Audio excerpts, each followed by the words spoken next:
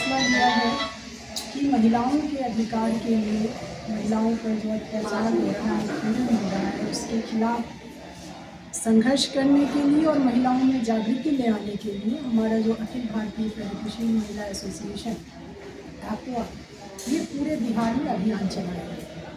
बिहार की तमाम महिलाओं के बीच में जाएंगे और उनके अधिकारों के बारे में उनको सचेत करेंगे, उनको जागृत करेंगे।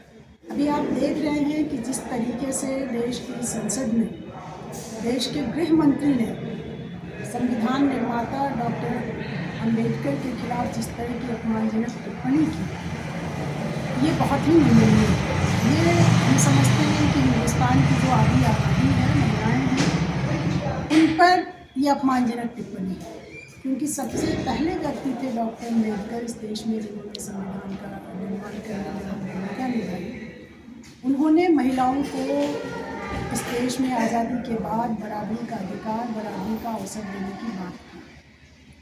मनुस्मृति में जिस तरीके से महिलाओं को गुलाम बनाने की बात है, शिक्षा से वंचित रखने की बात है, उसके ठीक विपरीत डॉक्टर अंबेडकर महिलाओं को शिक्षा देने के लिए, विवाह में उनका पुरुष और महिलाओं का बराबर का अधिकार देने के लिए, पैतृक संपत्ति में अधिकार देने के लिए, ये सबसे पहले डॉक्टर अंबेडकर ने किया और हमारे देश में ये लागू हुआ।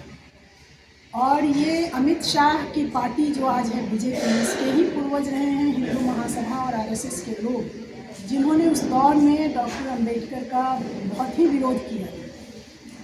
वो हिंदू कोड बिल के खिलाफ थे आरएसएस के लोग, हिंदू महासभा के। इनके लोगों ने, आरएसएस ने केवल गांधी की हत्या नहीं की है, ये देश की जो पूरी हिंदू महिलाएं हैं, आबादी का आधा हिस्सा, उन हिंदू महिलाओं के अधिकार को भी ये हमेशा दबाए रखना चाहते हैं।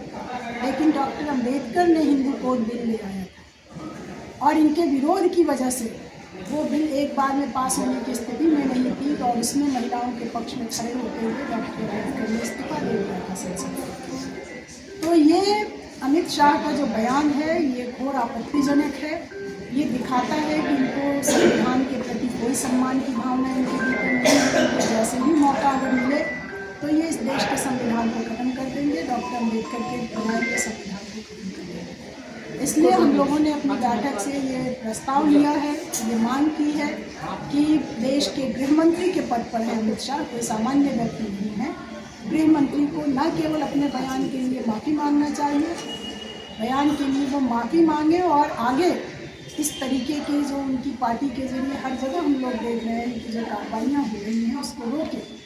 क्योंकि पटना में आपने सुना कि भाजपा के एक कार्यक्रम में एक महिला गायिका देवी ने जब रघुपति राघव राजा गाया, जो गांधी का सबसे प्रिय भजन था, उस महिला को वहाँ माफ़ी मंगवाई गई। तो आज इस देश में अंबेडकर का नाम लेना अपराध हो गया है, इस देश में गांधी का नाम लेने पर माफ़ी मांगनी पड़ रही है, तो ये देश को कहाँ ले जा रहे हैं। इसलिए हम भाजपा के, अमित शाह के, प्रधानमंत्री मोदी को इसकी जिम्मेदारी लेनी चाहिए और इसके लिए देश से माफी मांगनी चाहिए। अभी हाल में पटना में छात्रों को, बीपीएससी के छात्रों पर लाठीचार्ज किया गया और पानी फुहारा बचाया गया, इस पर क्या कहेंगे? ये जो तानाशाही सरकार चला रही है बिहार की, इस तानाशाही का अंत बहुत ही उनको भुगतना पड़ेगा, बहुत बुरा होगा उनके लिए। क्योंकि नौजवान इस बिहार के, वो अपने अधिकारों की वाजिब मांग को लेकर लड़ रहे हैं। बीपीएससी के छात्र, उनकी मांग बिल्कुल वाजिब है।